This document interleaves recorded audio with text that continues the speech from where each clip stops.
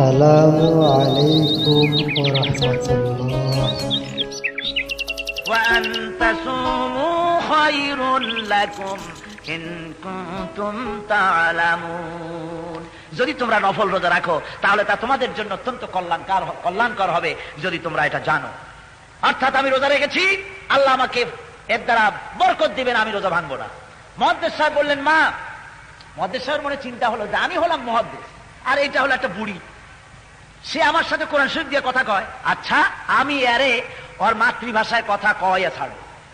বলছে, মা আপনার বাড়ি কই? মুহাদ্দিস সাহেবের ধারণা যে এই ইসের মধ্যে কি বলে কোরআন শরীফের মধ্যে কোন গ্রামের নাম নাই, এইবার ঠকায়। বুড়ি কিন্তু বাড়ি কোথায় তা ঠিক করে কোরআন শরীফ দিয়ে জবাব দিয়ে দিলেন। মেয়ে লোকটি বললেন, সুবহানাল্লাযী আসরা বিআবদিহি লাইলাম মিনাল মাসজিদিল হারামি ইলাল মাসজিদিল আকসা। এই আয়াত দ্বারা বুড়ি প্রমাণ করলো যে আমার বাড়ি বাইতুল্লাহ, আসছি হজ করতে মসজিদুল হারামে, মসজিদুল আকসার কাছে আমার বাড়ি। মুহাদ্দিস সাহেব মনে করলেন, সুবহানাল্লাহ, এমন বিদুষী মহিলা হালায় ফিরে গেলে আমার গুনাহ হবে। বললেন, মা আমার কাছে উট আছে, আপনি যদি রাজি হন উটের পিঠে উঠাইয়া আপনার বাড়ি আমি পৌঁছায় দিয়েছি, আপনি রাজি আছেন? মেয়ে লোকটি কোরআনের একটি আয়াত পাঠ করে সম্মতি জানালেন। ওয়া ইন তাফআলু মিন খায়রিন ইয়ালামুহুল্লাহ। আয়াতের অর্থ হলো, আপনি যদি কোনো ভালো কাজ করেন তাহলে নিশ্চয়ই আল্লাহ তা জানবেন এবং এই জন্য আল্লাহ আপনাকে পুরস্কৃত করবেন। আমার বন্ধুগণ, এবার মুহাদ্দিস সাহেব উট খাড়া করে দিয়েছেন, মেয়ে লোকটি উটের পৃষ্ঠে উঠতেছেন, মুহাদ্দিস সাহেব এইভাবে তাকায় আছেন। বুড়ি তখন আরেকটা আয়াত পাঠ করে শোনালেন, কুল্লিল মুমিনিনা ইয়াগুদ্দু মিন আবসারিহিম। এর অর্থ হলো, নবী মুমিন পুরুষদের বলে দেন তারা যেন তাদের চক্ষুকে পরনারী থেকে নিম্নগামী করে রাখে। বুড়ি এই আয়াত পড়ে বুঝাতে চাইলেন, মুহাদ্দিস সাহেব আমি বুড়ি মানুষ, উটের পৃষ্ঠে উঠতে গিয়ে না জানি বেসতর্ক হয়ে যেতে পারি, দয়া করে চক্ষুকে নিম্নগামী করেন। ভাইরা আমার, মুহাদ্দিস সাহেব লজ্জা পেলেন, উটের রশি ধরে টানতে টানতে চলে গেলেন। তারা যখন যেতে যেতে যেদিন তারা চলে গেলেন বাইতুল আকসার কাছে, যখন যেদিন তারা পৌঁছে গেলেন একটা কাফেলার সঙ্গে দেখা হয়ে গেল। মুহাদ্দিস সাহেব তখন বলছেন, মা আপনার কি কোনো ছেলে পেলে আছে নাকি? মেয়ে লোকটি জবাব দিলেন কোরআন পড়িয়া, আল মালু ওয়াল বানুনা জিনাতুল হায়াতিদ দুনিয়া। মাল, ধনসম্পদ, সন্তান সন্ততি, এগুলি হলো দুনিয়ার সৌন্দর্য, আল্লাহর দান। এর থেকে আল্লাহ আমাকে বঞ্চিত করেন নাই। উনি আয়াতের দ্বারা প্রমাণ করলেন এই নিয়ামত আমার আছে। মুহাদ্দিস সাহেব আবার একটা চান্স নিলেন, দেখি এইবার ঠকানো যায় নাকি। মা ছেলে তো আছে বুঝলাম, কিন্তু ছেলেগুলোর নাম কি? মুহাদ্দিস সাহেবের ধারণা কোরআন শরীফে সলিমুদ্দি, বসিরুদ্দি, শান্টু, নন্টু, বল্টু এইসব নাম তো কোরআনে নাই, দেখে এইবার ঠকানো যায় নাকি, নাম কি ছেলেদের?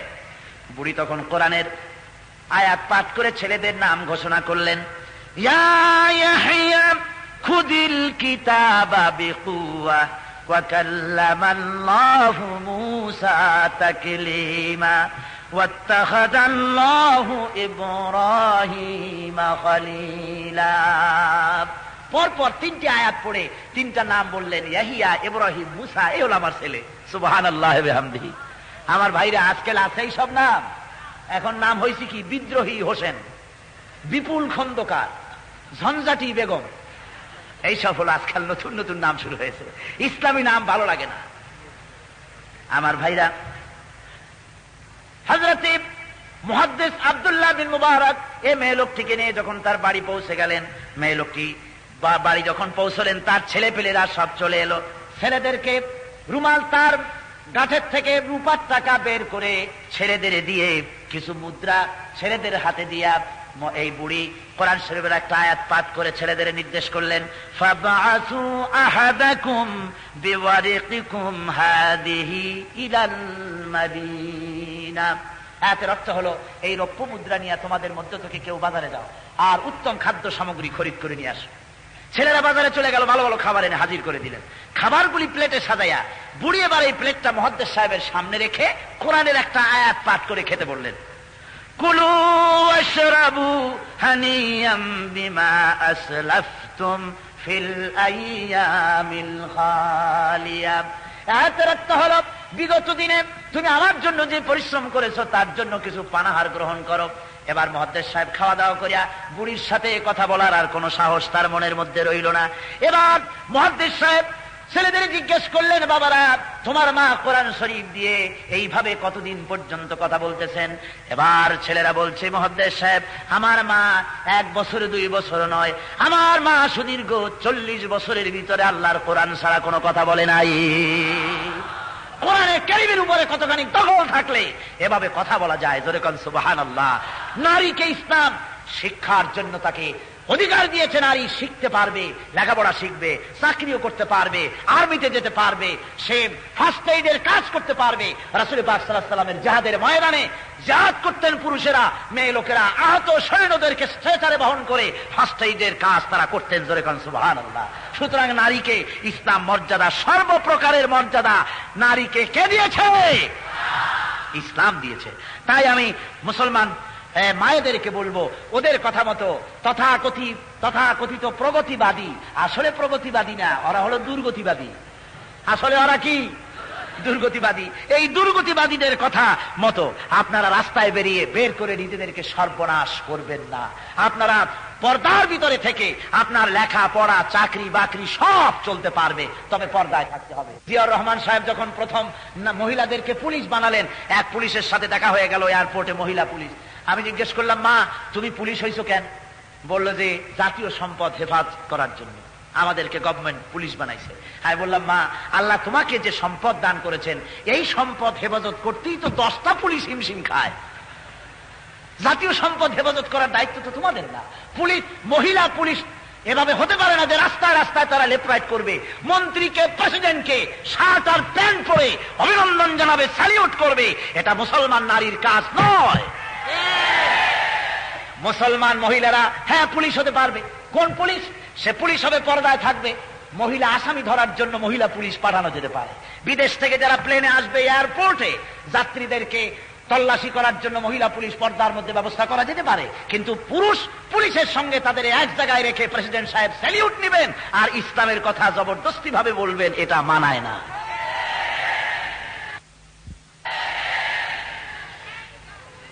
আমার বন্ধুগণ, সুতরাং আজ নারীদের ইজ্জত রক্ষার জন্য যা করা দরকার তা হলো বখাটে ছেলেদের উৎপাতকে বন্ধ করার জন্য, তাদেরকে শায়েস্তা করার জন্য বাংলাদেশ প্যানেল কোড সংশোধন করা প্রয়োজন।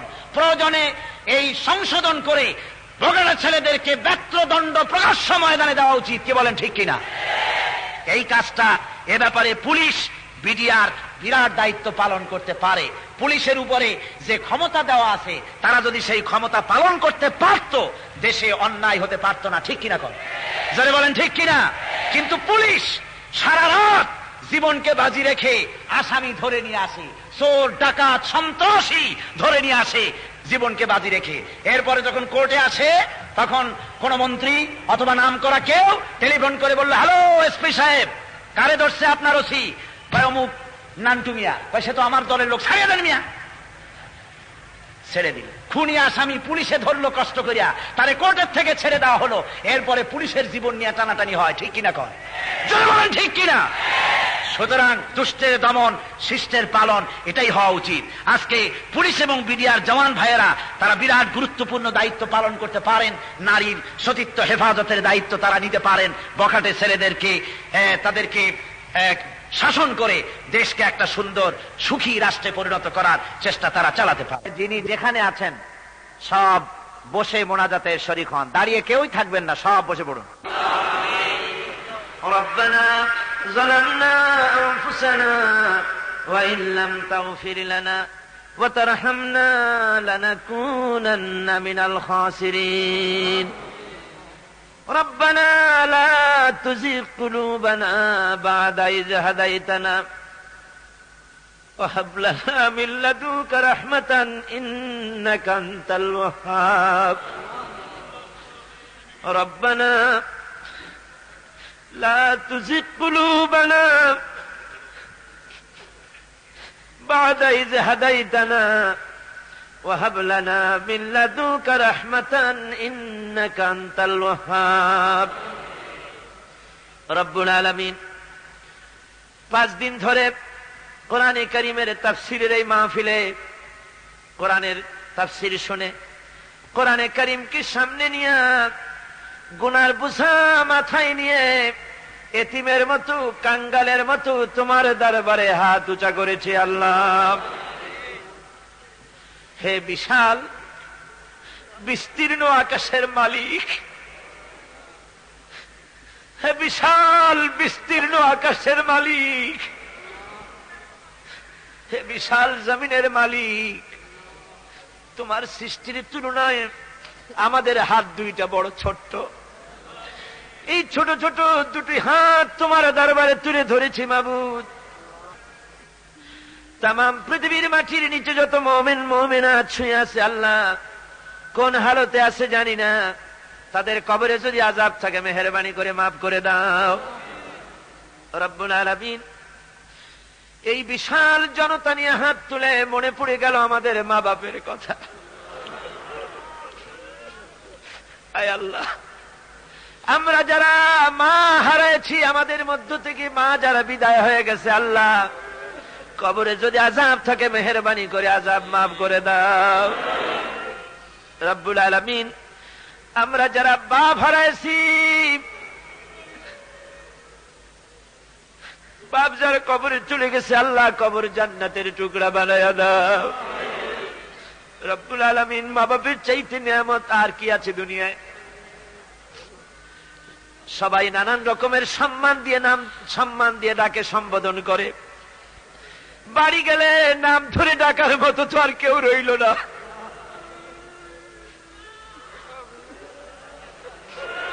আয় আল্লাহ, বাপ যারা চলে গেছে, মা যারা চলে গেছে, কবরে বেহেশতের বাগান বানাও রব্বুল আলামিন। আমাদের এই মাহফিলে মাওলানা রুহুল আমিন সাহেব আসতেন প্রতি বছর। মাওলানা রুহুল আমিন এই বছর চলে গেছেন দুনিয়া থেকে, আল্লাহ কবরে বেহেশতের বাগান বানায় রব্বুল আলামিন। এক ছেলে আমাকে চিঠি লিখেছে, মাওলানা রুহুল আমিন আপনার কাছে থাকতেন বলে তার কথা আপনি দোয়া করলেন। ওই লোক লিখেছে তার মা প্রতি বছর পায়ে হেঁটে হেঁটে মাহফিলে আসতেন, সে মা দুনিয়া থেকে বিদায় হয়ে গেছে। ছেলে দাবি করেছে আমার মার জন্য কি আপনি দোয়া করবেন না রব্বুল আলামিন। নাসিমা আক্তার নামের সেই মহিলা, তাকে তুমি জান্নাত নসিব করে দাও আয় আল্লাহ পাক।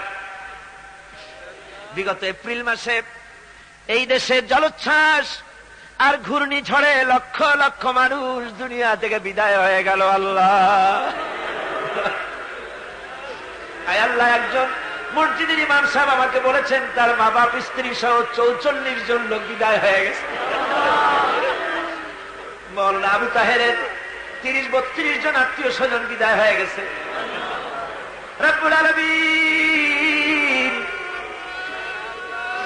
যে সব মেয়েদেরকে সূর্য দেখে নাই, এই সব মেয়েরা পর্যন্ত উলঙ্গ হয়ে নদীর তীরে পড়েছিল আল্লাহ।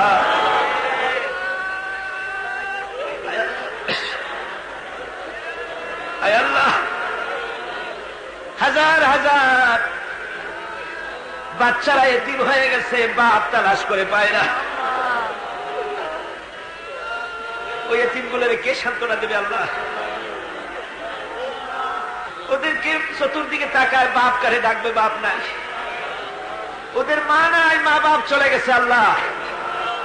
এই বাচ্চাগুলিকে তুমি সাহারা দিয়ে দাও আল্লাহ, এই এতিমের তুমি সাহায্যকারী হয়ে যাও আল্লাহ রব্বুল আলামিন।